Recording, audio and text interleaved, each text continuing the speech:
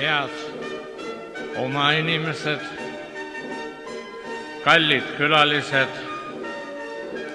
Tallinn rõõmustab, kuid Eestis ja Euroopas ning maailmas toimuv teeb aina murelikumaks. Eesti riik laguneb juba igast otsast. Eesti riik on omadega puntras.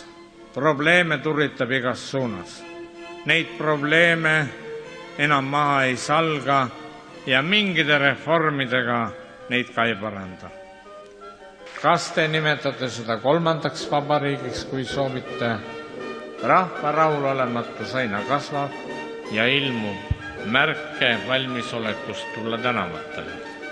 Eesti tuleb saata kapitaalremonti, sest Eesti kapitaalremont ei sünni kokkulepluse teel. Me veel näeme uut Eestit. Kas te nimetate seda kolmandaks vabariigiks, kui soovite? Meil on püssirohtu sarves. Mul mõnikord tunne nagu Moosesel,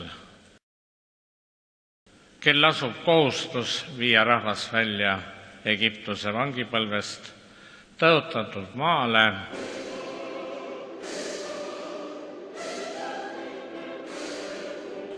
Jah, muidugi, vaja on inimestele juhte, kes nagu Mooses tooks nad välja ikke alt, maale, mida neile on tõotatud.